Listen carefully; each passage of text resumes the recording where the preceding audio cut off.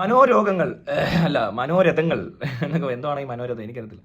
എന്ത് മയിലാണേലും ഒരു വെറ്ററൻ ഒരു തിരക്കഥാകൃത്ത്, വെറ്ററൻ ഡയറക്ടേഴ്സ്, വെറ്ററൻ ആക്ടേഴ്സ് കൂടുതൽ വരും. എല്ലാം കൂടെ കൂടി കുറച്ച് യുവ നടന്മാരെയൊക്കെ സൈഡിൽ നിർത്തി ഒരു ഒരു ഒരു നമ്പർ ആന്തോളജിയാണ്. എല്ലാം പന്നായിരിക്കും, ഊള സാധനമായിരിക്കും, ഒരു സംശയം വേണ്ട. മമ്മൂട്ടി, മോഹൻലാൽ, ഫഹദ് ഫാസിൽ, കമലഹാസനായിട്ടൊക്കെ വന്ന് പറയുന്നത് എൻ്റെ ബുക്കൊക്കെ എടുത്തുകൊണ്ടിരുന്നത് കുറേ ബുക്കിനിടന്ന് MT വാസുദേവൻ നായരുടെ പഴയതൊരു പുസ്തകമൊക്കെയാണ് ഇപ്പോൾ ആക്കാൻ പോകുന്നത്. ഇപ്പോൾ ഈ ആടുജീവിതമൊക്കെ വന്നൊരു തേഞ്ഞില്ലേ എന്ന് പറഞ്ഞൊരു മനോഹരമായി തേയാൻ പോകുന്ന ഒരു ക്വാളിറ്റി ഇല്ലാത്ത സിനിമയായിരിക്കും. പിന്നെ ഈ ബോക്സ് ഓഫീസിലൊക്കെ ഈ പറഞ്ഞ പോലെ ഫാൻസ് ഇവർക്ക് എല്ലാവരുടെയും ആളുകൾ പോയി ഒന്ന് നോക്കിയിരിക്കുന്നത് കൊണ്ട് മോഹൻലാലിനെയൊക്കെ സഹിക്കുമായിരിക്കും കുറച്ച് നേരം. ഈ പുതിയ കുറേ നടന്മാരൊക്കെ ഉണ്ട്. ആസിഫ് അലിയൊക്കെ കാണാം, നല്ല രസമുണ്ട്. അതിനകത്ത് ട്രെയിലർ കണ്ടപ്പോൾ തന്നെ ഏകദേശം കാര്യങ്ങൾ നല്ല രസമുണ്ട്, നല്ലപോലെ തേഞ്ഞിട്ടുണ്ട്. എന്നിട്ട് പഴയ കുറേ സംവിധായകന്മാർ ആരൊക്കെയാണോ എന്തോ ഇമാരുടെയൊക്കെ ഊളത്തിൽ ഇനി ആ 40 വയസ്സിന് മേലുള്ളവരെല്ലാം ഇരുന്ന് കണ്ട് എൻജോയ് ചെയ്യുമായിരിക്കും, ഇരിക്കുമായിരിക്കും തിയേറ്ററിൽ പോയിട്ട്. ഭയങ്കരമാണ്, എന്തോ നല്ല തേയല.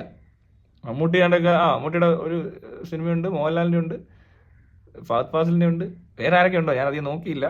ദുൽഖറൊക്കെ ഉണ്ടോ? ഓ ഇല്ല. എന്നാണേലും ഇന്ദ്രിയത്തുണ്ടെന്ന് തോന്നുന്നു.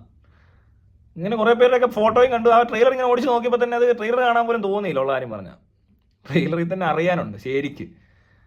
അപ്പോൾ ഈ പറഞ്ഞ പോലെ കാലഹരണപ്പെട്ട കഴിവുകൾ ഉള്ള ആളുകൾ പണ്ട് നല്ല ആൾക്കാരായിരുന്നു, ശരിയാണ്. അന്ത കാലത്തിനൊക്കെ ചേർന്ന രീതിയിലൊക്കെ ഓരോന്നൊക്കെ ചെയ്തിട്ടുണ്ട്. പിന്നെ ഇവന്മാരെ തന്നെ ഈ പൊക്കിക്കൊണ്ട് വരുന്നത് കാണുമ്പോഴാണ് പിന്നെ ഇവിടെയുള്ള കിളവന്മാരായ നടന്മാരും കിളവന്മാരായ സംവിധായകന്മാരും കിളവന്മാരായ കഥാകൃത്തും ഒക്കെ ആയിട്ട് കൂട്ടം കൂടിയിരുന്ന് ആലോചിക്കുന്നുണ്ടെന്ന് പറയുന്നതിൽ വലിയ രസമുണ്ട് കേട്ടോ.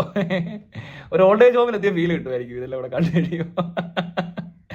അയ്യോ എന്തിനാണ് ഇങ്ങനെ നിരങ്ങുന്നത്, എല്ലാം കൂടി ഇരുന്നങ്ങ് നിരങ്ങുക. എന്തെല്ലാം നിരക്കമാണ് കാണണ്ടേ മലയാള സിനിമയുടെ നിരക്കം. ഓ, ചെറുപ്പക്കാർക്കൊന്നും വലിയ ഇതൊന്നും ഇല്ലെന്ന്. ഇവിടുത്തെ പ്രേക്ഷകർക്ക് കൊണ്ട് ഇച്ചിരി പ്രശ്നം ഇല്ലെന്ന് പറയാൻ പറ്റത്തില്ല. അവർക്ക് ഈ പഴയ ആളുകൾ കൂടുതൽ പൈസ ഇരിക്കുന്നതും ഈ കിളവന്മാരുടെയിലൊക്കെ അല്ലേ ഈ നാട്ടിൽ. ഇവിടെ ഒരാൾ പൈസ ഉണ്ടാക്കി എത്തുമ്പോഴത്തേക്കും 50 വയസ്സാവില്ല. അപ്പോഴത്തേക്കും അവരുടെ കാലഘട്ടത്തിലുള്ള കാര്യങ്ങളും അവരുടെ ചുറ്റുപാട് എന്നവരൊക്കെ ആയിട്ടുള്ള ബന്ധപ്പെട്ട എല്ലാ കാര്യങ്ങളല്ലേ ഇവർക്ക് ഇഷ്ടപ്പെടത്തുള്ളൂ. അപ്പോൾ അവർക്ക് ഈ ന്യൂജൻ കാര്യങ്ങൾ മനസ്സിലാകത്തില്ല. അപ്പോൾ അവർ അങ്ങനത്തെ കാര്യങ്ങൾ ചെയ്യത്തുമില്ല. അപ്പോൾ എല്ലായിടത്തും ഒരു മുരടിച്ച അവസ്ഥ ഉണ്ട്.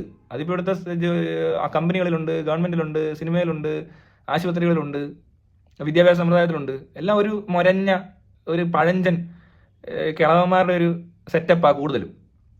ഇപ്പോൾ ഡോക്ടർമാരുടെ എല്ലാവരും സീനിയർ ഡോക്ടർ ഇത്ര എക്സ്പീരിയൻസ്, അത് പിന്നെ വേറൊരു ഏരിയ തന്നെയാണ്, അതിനകത്ത് അങ്ങനെ പറയാൻ പറ്റത്തില്ല. പക്ഷേ ഇതങ്ങനല്ല. ഇവിടെ വേണ്ടത് അതല്ല, മനസ്സിലായില്ലേ? കായികം, ഈ കായിക മേഖലയിൽ ഇങ്ങനെ പറ്റത്തില്ല. സച്ചിൻ ടെണ്ടുൽക്കർ മാത്രമേ ഇങ്ങനെ നിരക്കാൻ സമ്മതിച്ചുള്ളൂ കുറേ നാൾ. ബാക്കിയുള്ളവരൊന്നും നിരങ്ങിയില്ല. സച്ചിൻ കുറേ നാൾ നിരങ്ങി, ടെന്നീസ് എൽബോവായിട്ടും വിടുന്നില്ല, പിടിച്ച് നിർത്തിയേക്കുക. കുറേ ഡക്കും കുറഞ്ഞ റൺസും ഒക്കെ കുറേ നാളും നിരങ്ങി. പിന്നെ കുറച്ചാൾ കഴിഞ്ഞാൽ പിന്നെ ഈ കളിയുടെ ഒരു രീതി മാറിയേ. അപ്പോൾ ഈ ബോളർമാർക്കൊന്നും വലിയ വിലയില്ലാത്തൊരു സാഹചര്യത്തിൽ ഇപ്പോൾ വീണ്ടും സച്ചിനൊക്കെ കളിക്കാൻ പറ്റി എന്നുള്ളതാണ്. അല്ലാതെ ഒരു സമയത്ത് അക്തറൊക്കെ വന്ന് ചുരുട്ടി എറിയുവാന്ന്. പിന്നെ ഒരിക്കലും തിരിച്ച് എനിക്ക് തോന്നി ഇനി എങ്ങനെ അത് സെറ്റ് ചെയ്തതെന്ന് അറിയത്തില്ല, എന്താണ് എങ്ങനെയോ സംഭവിച്ചു. ഇതൊക്കെ കണ്ട് ഞെട്ടിയവരുണ്ട്, എനിക്കങ്ങനെ വലിയ ഞെട്ടലൊന്നും തോന്നിയില്ല. അതിനെ അങ്ങനെയൊക്കെ തന്നെ അത്രത്തോളം വലിയ സംഭവമാക്കാനൊന്നും തോന്നിയില്ല. ഇനി കോഴയും എല്ലാവരെയും വിലയ്ക്ക് മേടിക്കാൻ പറ്റുന്ന ഒരു സാഹചര്യം എത്തിയപ്പോൾ പല രീതിയിലുള്ള സംഭവങ്ങൾ മാറി മറിഞ്ഞു.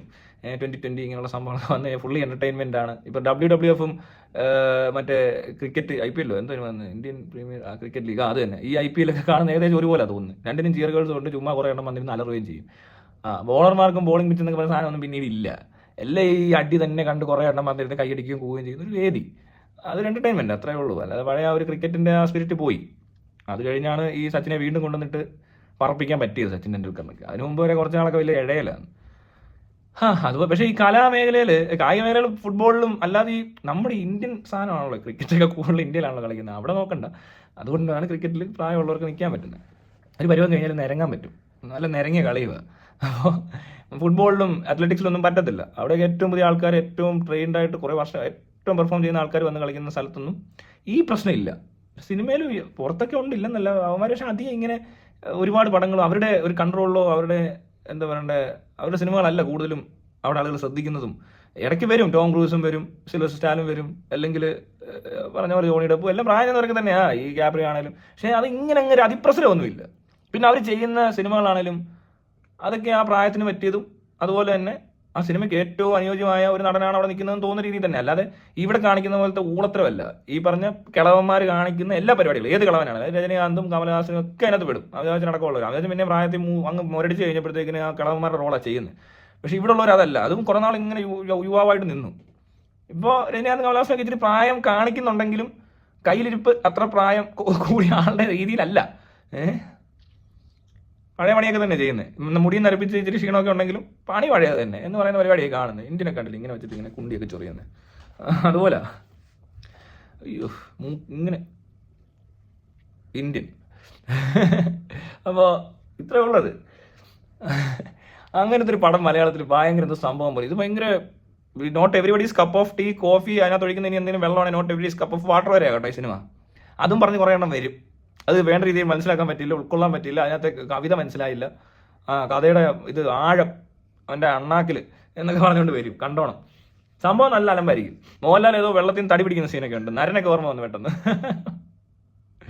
എന്തിനാണോ എന്തോ, ആർക്കോ വേണ്ടി തിളയ്ക്കുന്ന ചായ അതിന് ആരുടെയും കപ്പിലിട്ട് കഴിഞ്ഞിട്ട് പറയും ഇത് എൻ്റെ കപ്പാണ്, എൻ്റെ ചായ ആണെന്ന് പറയും. അതാണ് പടത്തിന്റെ നിലവാരം. ഉറപ്പാ, ഒരു സംശയം വേണ്ട. ബുദ്ധിജീവികൾ അങ്ങ് ഇറങ്ങിയേക്കുക. പഴയ ബുദ്ധിജീവികൾ, പഴഞ്ചൻ ബുദ്ധിജീവികളും പഴഞ്ചൻ സൂപ്പർ സ്റ്റാറുകളും ഒക്കെ കൂടി അവതരിപ്പിക്കുമ്പോൾ അതിനിടെ കുറച്ച് ഇപ്പോൾ ഉള്ള പിള്ളേരെ കയറേണ്ട തിയേറ്ററിൽ. അതിനാണ് ഈ ഫഹദ് ഫാസിലിനെ കൊണ്ടുവന്ന് ഇട്ടേക്കുന്നതെന്ന് തോന്നുന്നു. ബാക്കിയുള്ളവന്മാരുടെ കളിയായത്. ആന്തോളജി എടുക്കണ്ടെന്ന് പറഞ്ഞ് കാണും ചിലപ്പോൾ. എല്ലാവരും കൂടി അഭിനയിച്ച് 2020 എന്നൊക്കെ പറഞ്ഞ് വന്നപ്പോൾ ഒരു കാശ് കുറച്ച് ബോക്സ് ഓഫീസിൽ പൈസ കിട്ടും കേട്ടോ, അതിന് കുഴപ്പമൊന്നുമില്ല. പക്ഷേ നിലവാരം ഒന്നും കാണുന്നത് 2020 എന്തോ നിലവാരം. അതുപോലെ വേറൊരു തരം തട്ടിപ്പ്. ഇത് മറ്റേ കപ്പ് ഓഫ് ടീ വരുന്ന തട്ടിപ്പാണ്, മനസ്സിലായില്ലേ? ഇപ്പം ഇതിൻ്റെ കുറച്ച് ഇന്റലക്ച്വൽ ആളുകൾക്കൊക്കെ പിടിക്കത്തുള്ളൂ. ഭയങ്കര ഇങ്ങനെയൊക്കെ ഇരുന്ന് കാണേണ്ട സിനിമയാണ്. തോസഞ്ചിയൊക്കെ തൂക്കിയ ആൾക്കാർ അവർ പോകുമെന്ന് അറിയത്തില്ല. കുറച്ച് ബുജി ആവാൻ ആഗ്രഹിക്കുന്ന എല്ലാ ടൈപ്പ് ആൾക്കാരുണ്ട്. അവർ ഈ സിനിമയിൽ കാണാൻ വരും. എന്നിട്ട് ആ സിനിമയെ പറ്റിയൊക്കെ എന്തൊക്കെ ഭയങ്കരമായിട്ട് അങ്ങ് പറയും. അങ്ങനെ അവനൊരു ബുജിയാവും.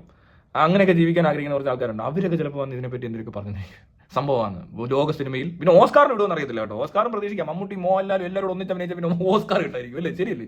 അതുപോലെ MT വാസുദേവൻ നായരും മറ്റേ രഞ്ജിത്തും പ്രിയദർശനെ പോലെ. പ്രിയദർശൻ്റെ സംവിധാനം അത്ര കുഴപ്പമൊന്നുമില്ല പറയാം. പക്ഷെ എന്നാൽ ഈ മറ്റേ നിലവാരമൊന്നുമില്ല, അങ്ങനൊന്നും പറയാനായിട്ടില്ല. ഒരിടത്തും കൊണ്ട് കാണിച്ചിട്ട് കാര്യമില്ല ഇവരുടെ ഒന്നും സിനിമയൊന്നും. ഈ ഇവിടെ കിടന്ന് ഓടുന്ന ഒരു സാധനം. ഹിന്ദിക്കാരുടെ പോയി പുള്ളി ഹിന്ദിയിൽ പൊട്ടത്തരൊക്കെ കാണിച്ച് ഈ പഴത്തൊലിയെ തന്നെ വീഴുമ്പോൾ ചിരിക്കുന്ന ടൈപ്പ് കോമഡികളൊക്കെ ആയിട്ട് കുറേ സിനിമ ഇറക്കി പ്രിയദർശൻ. അത് ഇവിടെ നടിച്ചുകൊണ്ട് പോയ കുറേ സാധനമൊക്കെ ആയിട്ട് അവിടെ നടിച്ച് ഇവിടെ കൊണ്ടുവരും, ഇവിടെ നടിച്ച് അവിടെ കൊണ്ടുവരും. എന്തായാലും നമുക്ക് സ്വന്തമായിട്ട് അങ്ങനെ ചെയ്യാനൊന്നും ഇല്ല. അങ്ങനെ എന്താ വരാത്തതെന്ന് മനസ്സിലാവുന്നില്ല. പക്ഷെ ഡയറക്ഷൻ പാട്ട് അത്ര കുഴപ്പമില്ല. പക്ഷെ പുള്ളി ഇതേ സെലക്ട് ചെയ്യത്തുള്ളൂ എന്തോ. അതുപോലെ ഈ പഴഞ്ചൻ ടീമുകളുണ്ട്. രഞ്ജിത്തിൻ്റെയൊക്കെ സിനിമ കണ്ടു കഴിഞ്ഞാൽ പിന്നെ ഇനി അത് എന്താവും എന്ത്. ഇപ്പോഴത്തെ പിള്ളേരൊക്കെ വേറെ പോലൊക്കെ ചിന്തിക്കാൻ തുടങ്ങും. പണ്ടൊരു കാലത്ത് നശിപ്പിച്ചാണ് ഷാജി കൈലാസ് രഞ്ജിത്തെ കൂടി മോഹൻലാലിൻ്റെയൊക്കെ ഓരോ പറഞ്ഞ പടം, ഒരുമാതിരി ഡയലോഗ്സും. ആഹാ, എന്തൊക്കെ നാരത്തിലാണ്. സ്പിരിറ്റോ, പിന്നെന്താ ഇന്ത്യൻ റുപ്പി, അങ്ങനെയൊക്കെ പടങ്ങളുണ്ടായിരുന്നു. അയ്യോ, കണ്ടിട്ട് എന്തിനാ ഇത്ര നേരം തിയേറ്ററിൽ ഇരിക്കുന്നതെന്നൊക്കെ തോന്നിപ്പോകും നമുക്ക്. അതുപോലത്തെ സിനിമ ഭയങ്കര എന്തോ ചെയ്യുന്ന പോലെ ചെയ്യുന്നത്. പക്ഷെ ഒന്നുമില്ല പറയാനായിട്ട്. ഭയങ്കര മറ്റേ മഴ കൊണ്ട് മാത്രം മുളയ്ക്കുന്ന മുട്ടകൾ പലതുണ്ട് മണ്ണിൻ മനസ്സിൽ. കവിതയങ്ങ് പുളകം കൊള്ളിക്കുക. അന്ന് വേറെ ഒരു ഉടുപ്പ് എന്തോ ഒരു ചെറിയ സ്കേർട്ടൊക്കെ ഇട്ടിട്ട് ഗിറ്റാറൊക്കെ അടിച്ച് ഒരു തരം കൂതറ ഒരു സീനും സ്ക്രീനിൽ. അതൊക്കെ അങ്ങോട്ട് കണ്ടപ്പോൾ ഉണ്ടല്ലോ ആ ക്ലാസ് ഫീൽ ഇങ്ങോട്ട് വന്നു. നമുക്ക് ഉള്ളിൻ്റെ ഉള്ളിൽ ക്ലാസ്, നമ്മൾ തന്നെ ഒരു ക്ലാസ് ആണോ എന്നൊരു തോന്നൽ വരും. ഭയങ്കര ക്ലാസ്. ആ ക്ലാസ് ഉണ്ടല്ലോ, ഗ്ലാസ്, പിന്നെ കപ്പ്, പിന്നെ ടീ, അങ്ങനെയാന്ന് തോന്നുന്നു കേട്ടോ. എന്താടേ ഇതൊക്കെ കണ്ടിട്ട് ഇങ്ങനെ ഭയങ്കര സംഭവം കേട്ടോ എന്ന് പറഞ്ഞ് കുറേ പേര്. എനിക്ക് കാര്യം സ്വിറ്റ് പോലത്തെ പടമൊക്കെ എന്നാ കോമഡി ആയിരുന്നു. അയ്യോ കോമഡി. എന്നിട്ട് ഇത് പൊക്കിയെടുത്ത് കുറേ എണ്ണം അന്ന് നടന്നു എന്നെനിക്ക് തോന്നുന്നില്ല കേട്ടോ. ഇപ്പം പിള്ളേർ വേറെ റേഞ്ചിൽ എത്തിയാലും അറിയാഞ്ഞിട്ടാണെന്ന് അറിയത്തില്ല. അന്ന് കുറേ മണ്ടന്മാരുണ്ടാകും ഇങ്ങനെ പുജി കളിക്കാൻ ഇറങ്ങുന്നവരെ താങ്ങിയിട്ട് ഭയങ്കര വായ്പ കേട്ടോ പറഞ്ഞതൊക്കെ. ഭയങ്കര ബുദ്ധിയാ, ബുദ്ധി എന്നൊക്കെ പറഞ്ഞ് നടക്കുവാണ്. ഇനിയിപ്പോൾ വീണ്ടും ബുദ്ധി ഇറക്കാൻ പോവാ ഇങ്ങോട്ട് വിട്ടുന്നത്.